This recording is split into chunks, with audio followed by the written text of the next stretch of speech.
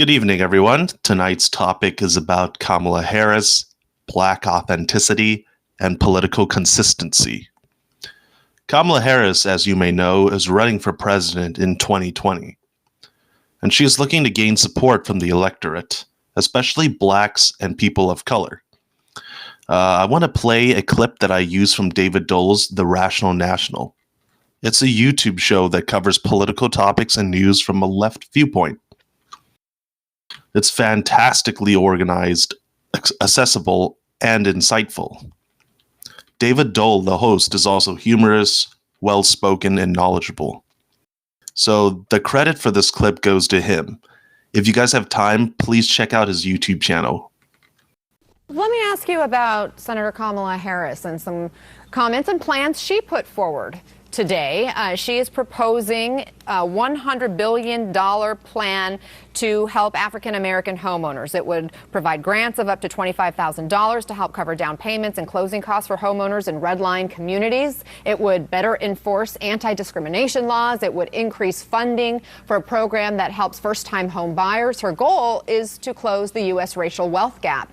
Is this something you want to see Sanders get behind, or does he have a better first step? No, I think he actually has a much better first step, because you're going to have to come to terms with the grotesque wealth inequality. You're going to have to come to terms with Wall Street greed. You're going to have to come to terms with the 1% owning 90% of the wealth and three individuals owning 50% of the three individuals having wealth equivalent to the 50% population in the United States. So that we welcome, Senator and Sister Harris's movement in this regard. But even Sister Harris, we have to be very honest about this. When you're criminalizing parents whose children are truant, when you're opting for prisoners remaining incarcerated rather than release because you want to use them for cheap labor. This is when she's top cop. This is when she's prosecutor in California. You can't come along lately and sound progressive. You got to be consistently progressive, the way Brother Bernie Sanders has been for 5 years, 10 years, 15 years, 20 years, 25 years. This is not just a circus for progressive gestures. This is a life lived and a politics connected to bearing witness. Okay. I love Cornel West. He's brilliant, passionate, and entertaining. He's also a Bernie Sanders supporter. Cornel West brilliantly explains that Bernie Sanders has better proposals that will tackle inequality because he has been consistently fighting against the powerful, the rich, the elite, the establishment. It's not good enough just to sound progressive, but to actually act on it and fight for it your entire life. Cornel West states that we have to be very careful with Kamala Harris.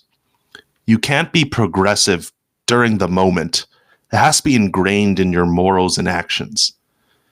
He then gives a couple of examples of Kamala's very reactionary and right-wing policies that affected people of color. In our recent podcast, Forbidden Rice number 5, Ryan and I discussed the banality of the stereotypical black politician. This politician consistently calls back their black roots, how they were raised in a certain low-income community, how they grew up in poverty, how they faced racism and discrimination in their lives, and so on. Although this may be their actual experience, I don't want to denigrate anyone who's actually faced these struggles and challenges, but this is what Cornel West is calling playing to black authenticity. In his book, Race Matters, published in 1993, Cornel West discusses the failures of black leadership, politicians, and advocates to challenge Clarence Thomas's nomination for Supreme Court Justice.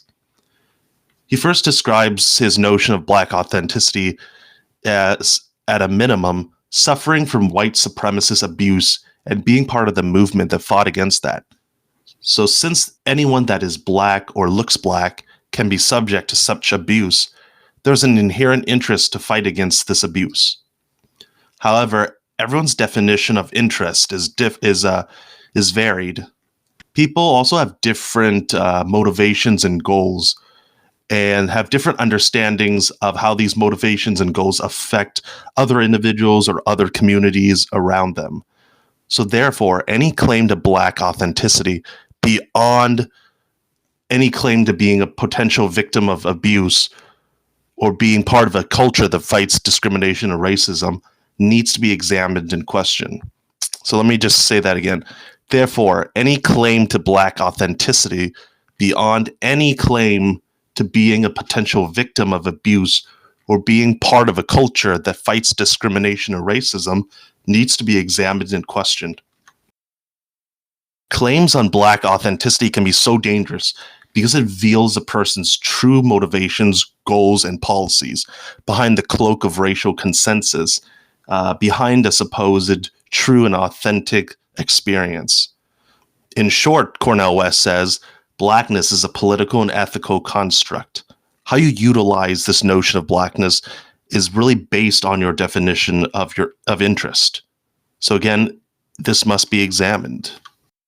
So Cornel West continues to discuss the Clarence Thomas debacle. Although Clarence Thomas was wholly unfit to serve in such a capacity, Black leadership was painfully silent on this fact and on his place to Black authenticity.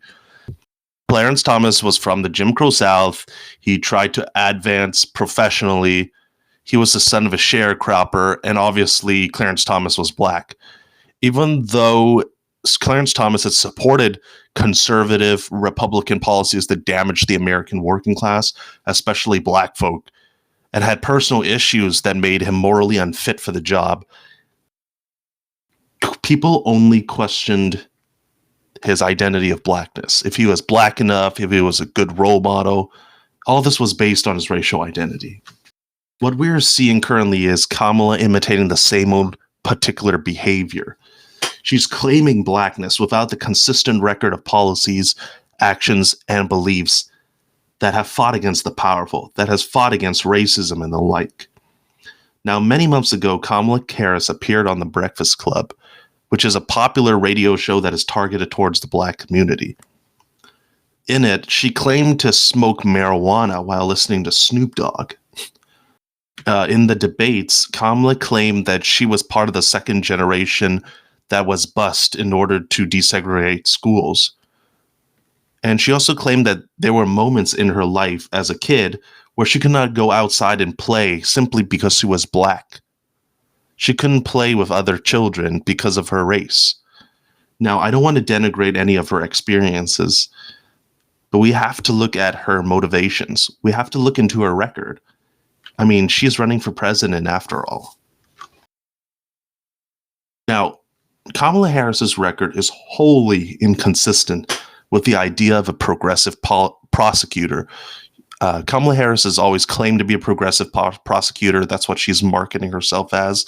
But she supported policies that prosecuted parents for child truancy, a policy that would disproportionately affect poor families and parents of color. As the district attorney and attorney general in California, she did not support marijuana decriminalization. In fact, she scoffed at the idea of legalization.